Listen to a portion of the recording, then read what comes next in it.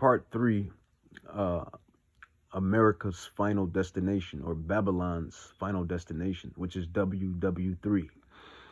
WW3, man. It's all through the scriptures. So therefore, in Joel, Prophet Joel, he gets the download, and that's future eschatology for you Bible casuals, for you Bible casuals that don't know and don't understand what's going on, and for you Christians that for darn sure don't know what's going on. Let's go into another prophecy. Let's go into Isaiah. Let's go into Prophet Isaiah. Prophet Isaiah 13, the birding of Babylon, which Isaiah, the son of Amos,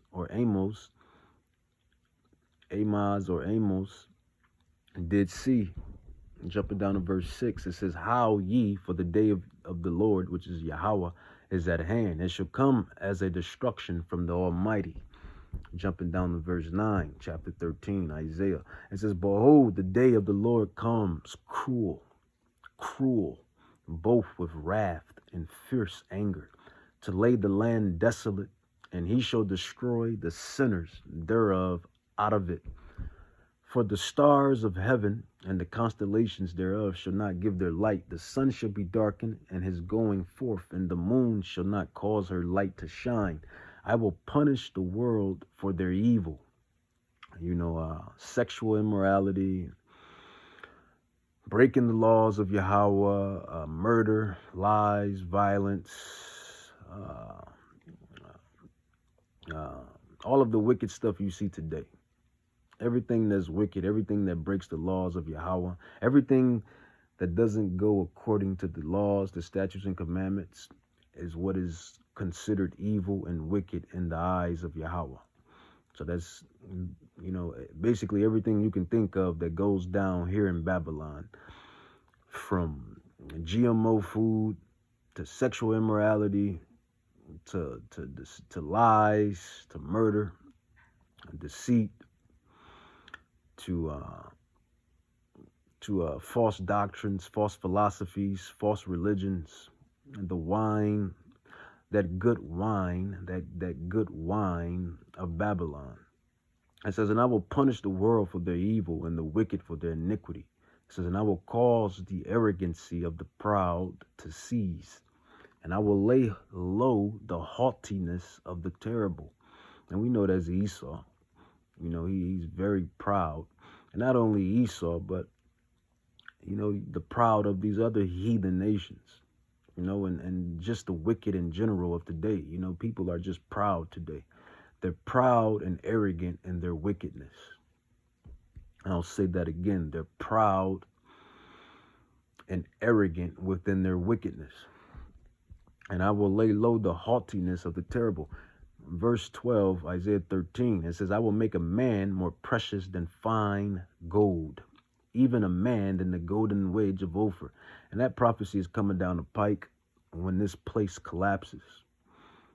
Before WW3 kick off, you're going to have the build-up, which is, civil unrest, civil war, breakdown, crisis, turmoil, all the stuff that you see in end-time apocalyptic movies.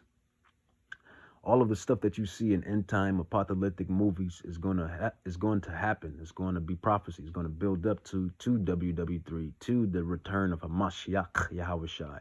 It's prophecy. It's all prophetic. And this prophecy is going to happen, Yahweh. And you kind of see it kind of turning the tide right now. You have, these women, they're going ape. They're going ape about how men are not courting them.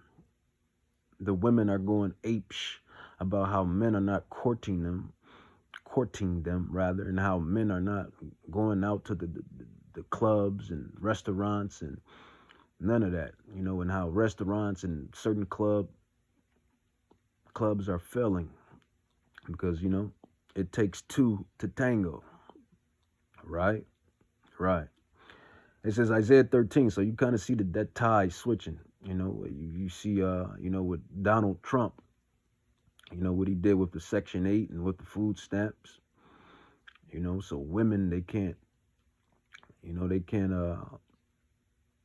they can't depend on Daddy Esau, really. They can't depend on Daddy Esau like they used to. They can't manipulate and, take advantage of the system. It says Isaiah 13:12. So you kind of see this the tide change, and it says, and I will make like it really supposed to be. It says Isaiah 13:12. I will make a man more precious than fine gold, even a man than a golden wedge of Ophir. And this is not just any old men. This is not any old men. These men, or this man, were really men that Yahweh is talking about as the elect men.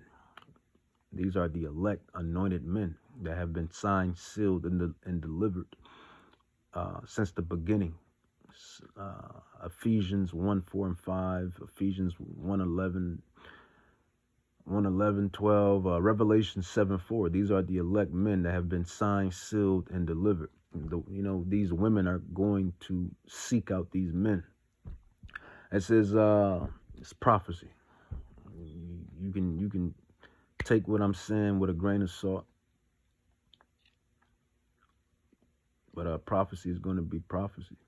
It says Isaiah 13:13. It says, therefore will I shake the heavens, said Yahweh, and the earth shall remove out of her place, and the wrath of Yahweh of hosts in the day of his fierce anger. And it shall be as the chase roe, and as a sheep that no man take up. They shall every man turn to his own people and flee, every one into his own land. And you kind of see that happening now. You got people that's rich and wealthy that have already moved out of Babylon. And eventually, as this place crumbles and crumbles, you're going to have people fleeing out of Babylon even more. It says, everyone that is found shall be thrust through, and everyone that is joined unto them shall fall by the sword. Their children also shall be dashed to pieces before their eyes. Their house shall be spoiled, and their wives ravished. This is all of the stuff and build-up that's going to happen when stuff starts falling apart. End time apocalyptic scenarios. These are end time apocalyptic scenarios, really prophecies that has already been spoken to happen. It says, behold, Yahweh, I will stir up the Medes against them, which shall not regard silver, and as for gold, they shall not delight in it. And we believe the Medes is going into the Russians, Russia. Vladimir Putin. It says their bows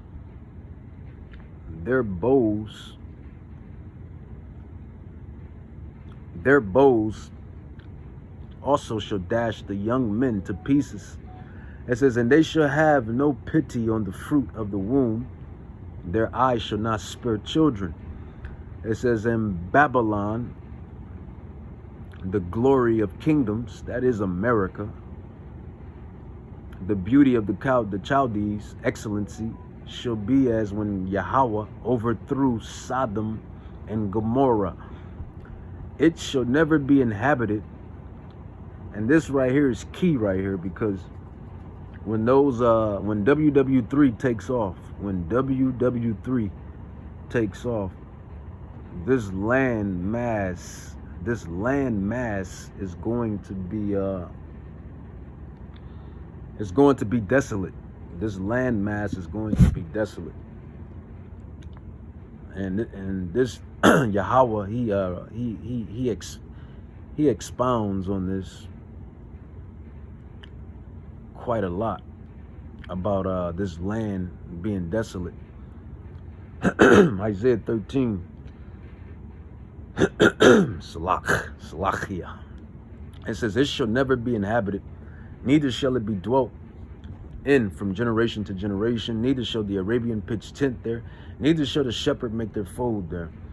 It says, but wild beasts of the desert shall lie there, and their houses shall be full of doleful creatures, and owls shall dwell there, and satyrs shall dance there, and the wild beast of the islands shall cry in their desolate houses, and dragons in their pleasant palaces. And her time is near to come, and her days shall not be prolonged.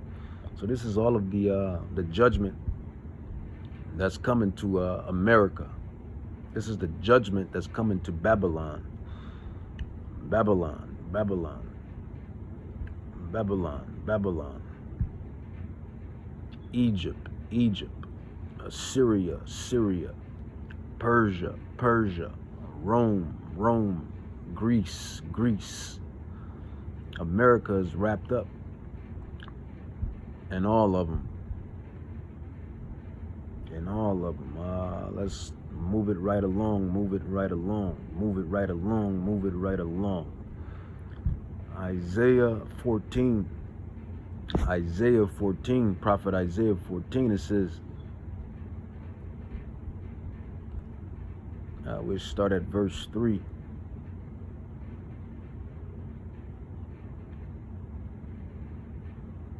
Well, we'll start at verse 4. More so the point. Isaiah 14:4 says, that thou shalt take up this proverb against the king of Babylon, and say, how have the oppressor seized? Who is the king of Babylon? The king of Babylon is Esau, Edom. Salachia. Esau, Edom is the king of Babylon. The king of Babylon, Esau, and Babylon, America, Babylon, they go hand in hand. They're synonymous. Ding, ding, ding, ding, ding, ding, ding, ding. Bing, bing, bing, bing, bing, bing, bing. They're synonymous. Esau, Idumea, and Babylon, they're synonymous. The king of Babylon, synonymous. The Edomites and Babylon are synonymous. It says, thou that shalt take up this proverb against the king of Babylon, and say, how has the oppressor seized the golden city? America is that golden city. You know, although, you know, America still, you know, although America, I should say, rather, although America is falling to prophecy, it's still nonetheless the golden city. Everybody still wants to find that American dream. People still consider this place a land of opportunity and riches.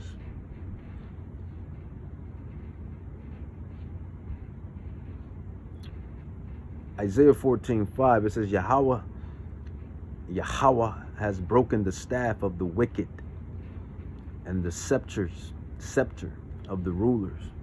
He, notice it says he, it's a man on the earth, you stupid Christians.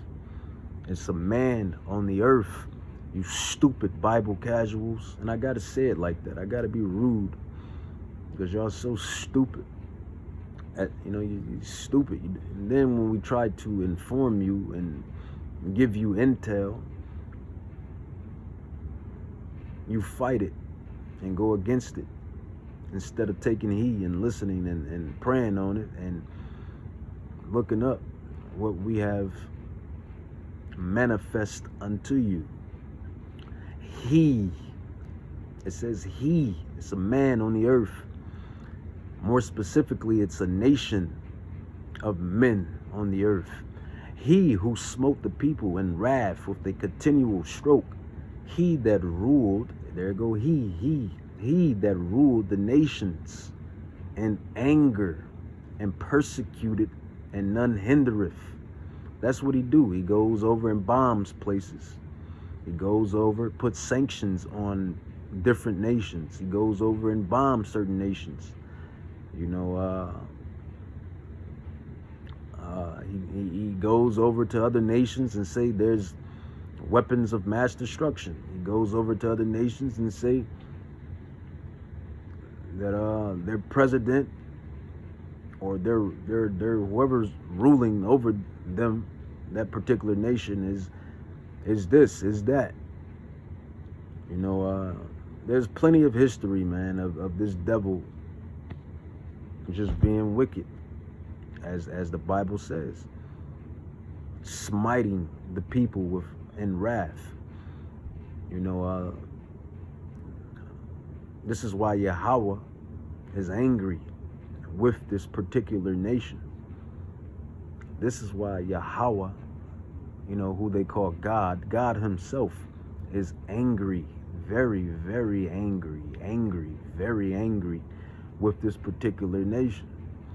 It says, you should know who that is. Isaiah 14:7, it says, the whole earth is at rest and is quiet. They break forth into singing. See, this is how the creation is going to, act when this nemesis is finally thrust through. This is how the earth is going to rejoice when the wicked is thrust through. It says Isaiah 14:7, it says the whole earth is at rest and is quiet. They break forth into singing.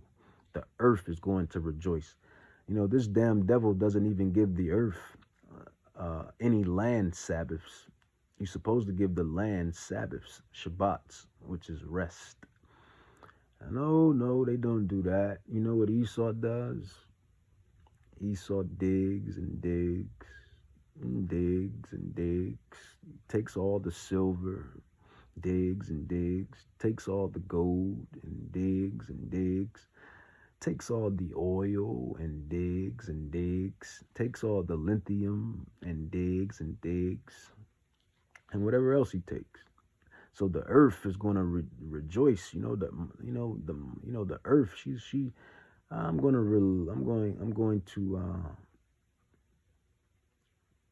going to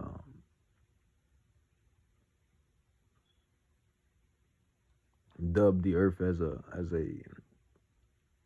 a feminine creation. So the earth. She's going to get her rest, because she gets no rest. Not only does she gets no rest, the Israelites, they get no rest, and that's physically, mentally, spiritually, all of them, physically, mentally, and spiritually, and emotionally, all of them. Verse 8, Isaiah 14, it says, yeah, the fir trees rejoice at thee, and the cedars of Lebanon, saying, since thou art laid down. Remember, it was talking about a man, a specific man, which is Edom, Esau, the Edomites. Let's just call a spade a spade. Let's just call a spade a spade. It says, yeah, the fir trees rejoice at thee, and the cedars of Lebanon, since thou art laid down, no feller has come up against us. So once Yahweh, the God of Abraham, Isaac, and Jacob, and the 12 tribes, the Israelites, once Yahweh brings this feller down via prophecy, the earth is going to rejoice. You know, you heard what she just said, right? You heard what the earth just said. She said, yeah, the fir trees rejoice at thee, and the cedars of Lebanon, saying, since you are laid down, no feller has come up against us. It says, hell from beneath is moved for thee to meet thee at thy coming. It stirs up the dead for thee, even all the chief ones of the earth. It has raised up from their thrones all the kings of the nations.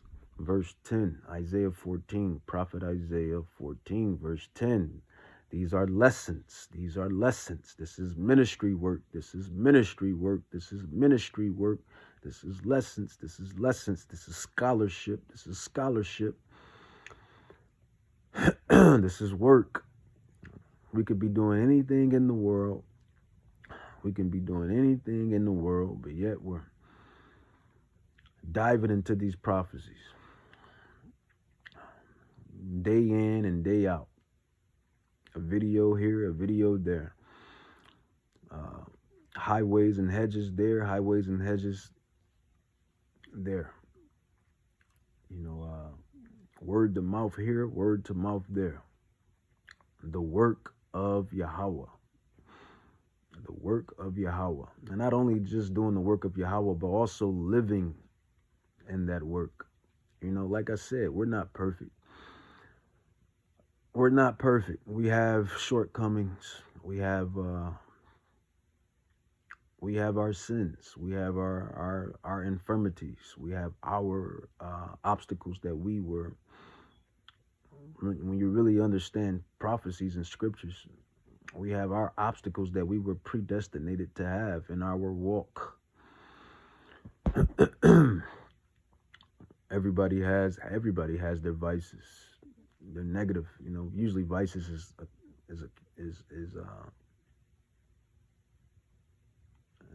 synonymous with like negativity, but sometimes you got positivity with vices. You got positive vices too, but balance, for a false balance, is an abomination with Yahweh. But usually when someone says vices, it's associated with negative or negativity. But you know, we have our infirmities and our temptations and our obstacles. But even with that being said, we must still be those men coming back, because who understand these prophecies like us, who can break it down like us. We understand it, can preach it, teach it, dissect it, digest it, interpret it, comprehend it, and in fact dish it out for you to understand. And like I said, in ministries past or lessons past, we know you devils are listening. I know you devils are listening. I know you devils are listening. We are, the prophets know, all of the men, the apostles, we know that you, and when devil means deceiver, we know that you Gentiles, you heathens are listening to our digital epistles. We know that you pick up our lessons, and you go over them yourself, and you come to your conclusions on your own, and you draw from the prophets, the true prophets. We know you draw from the true prophets. Why? Because we have the living water. We really have the living water. So you draw from us. You draw from us. But I digress. I digress. Isaiah 14, it says 10. It says, "And they shall speak and say unto thee, Are you become weak as we? Are you become like unto us?" It says, "Thy pompous, proud arrogancy." Remember, what is Edom's spirit animal? What is Edom's spirit animal? What is their spirit animal? When you go back to Mount Seir, Idumea, it was the eagle. When you go back to Greece, what was the spirit animal? The eagle. When you go back to Rome, what was the spirit animal? The eagle. When you bring it all the way home, and I wasn't trying to rhyme, maybe I was. When you bring it all the way to America, what is the spirit animal? The eagle. The eagle is a very beautiful, prestigious animal, proud animal. When you look at those eagles, they just bleed out pride. They're very proud looking animal, prestigious animal. And even with that being said, when you bring out the lion, the Lion of Judah, when you bring that lion out with that dark mane or with the light mane, the lion is a very prestigious animal, proud, confident animal. So it's funny how Yahweh set this up with these two animals, representing the spirit animal of both of these nations, Jacob and Esau and Jacob. Isaiah 14:11 says, "Thy pompous is brought down to the grave, and the noise of thy vials. The worm is spread under thee, and the worms cover thee." Here it is. "How art thou fallen from heaven," which is rulership. That is what this heaven is, rulership. Let's just call a spade a spade. It's a rulership. It says, "How art thou fallen from heaven, O Lucifer?" These Bible casuals and these Christians. It's talking about the devil. It's talking about Satan. It's not Satan with a pitchfork and horns sitting in hell. That's not Satan. It's not the devil. It's not talking about the spiritual demon Hasatan. Yes, the spiritual demon Hasatan, he exists. Yes. Yeah. He exists. And he works for Yahweh. How about that? I bet they can't comprehend that. Hasatan. We all work for the Father. We're all spirits. We're all spirits. Humans are just spirits wrapped in flesh. Aha. Aha. Aha. We're all spirits, but humans are spirits wrapped in flesh. Everybody works for Yahweh, the Father of spirits. We all work for the Father of spirits. Hebrews, I believe that's 12, the Father of spirits. But this is not talking about Hasatan. It says, "How art thou fallen from heaven, O Lucifer, son of the morning? How art thou cut down to the ground, which did weaken the nations?" Remember what it just said in verse 16. It says, "He who smote the people, the nations, in wrath with a continual stroke. He that ruled the heathen, the nations, in anger, and persecuted and none hindered." It's talking about a man, and that man is Esau, Edom, the Edomites. This is more specifically the bankers. Let's just call a spade a spade. It says, "For thou hast said in thy mind, I will ascend into heaven, and I will exalt my throne above the stars of Yahweh. I will sit also upon the mount of the congregation in the sides of the north." It says, "I will ascend." See, this is that pride. All of that pride and arrogancy that this deceiver, devil, has. It says, "I will ascend above the heights of the clouds." But, his spirit animal is the eagle. The eagle. The bird that flies the highest. It says, "I will ascend above the heights of the clouds. I will be like the Most High." He wants to be like God, as it says in 2 Thessalonians 2 and 3, who precept where it says that he exalts himself as God, believing he is God. He changed the judges. Who changed the judges? The faces of the judges. First Maccabees 3:48 changes the judges, the faces of the judges, the Israelites, who turned Yahweh Shai to a Edomite, who turned the angels to Edomites, who turned the apostles, the prophets, into Edomites.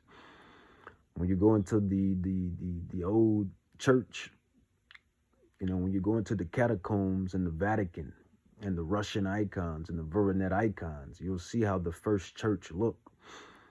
Surprise, they were Negroes and Indians, Israelites, bronze skin, woolly hair.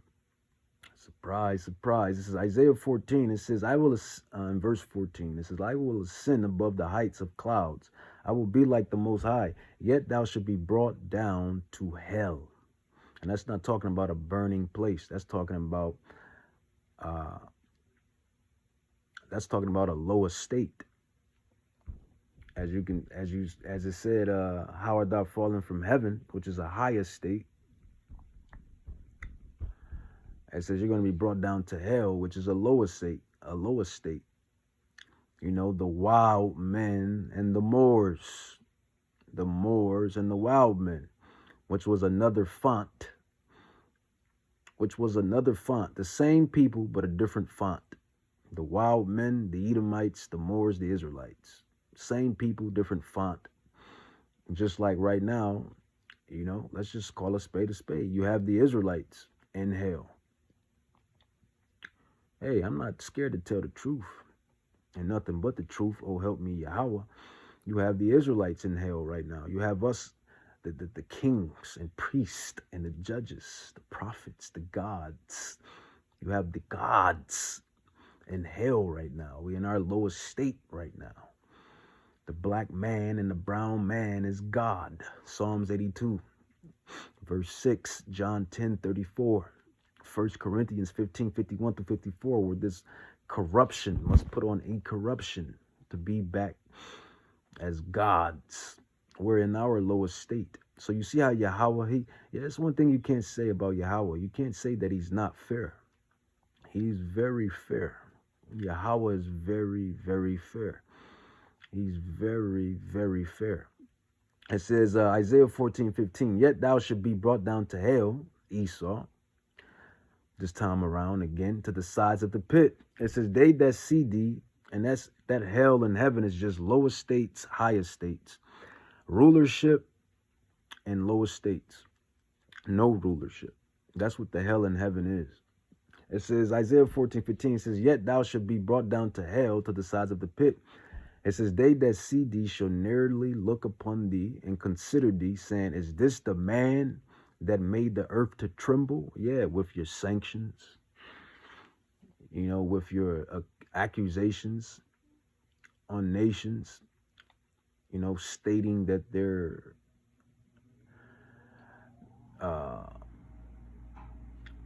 people with mass destruction capabilities,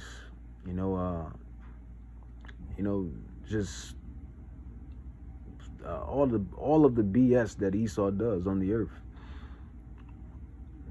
That's what this is talking about. All of the wickedness that he does on the earth. It says, the experiments and underground laboratories and splicing DNA and genes, all of the wickedness that happens here in Babylon and all over the earth. Brought to you by, you guessed it, Esau. It says, they that see thee shall narrowly look upon thee and consider thee, saying, is this the man that made the earth to tremble and did shake kingdoms? Yahweh is going to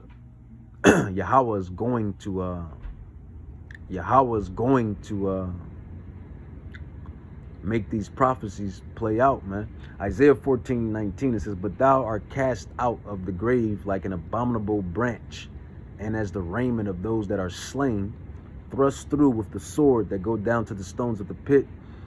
As a carcass trodden under feet, thou shalt not be joined with them in burial, because thou hast destroyed thy land and slain thy people. The seed of evildoers shall never be renowned. I believe this is part 4.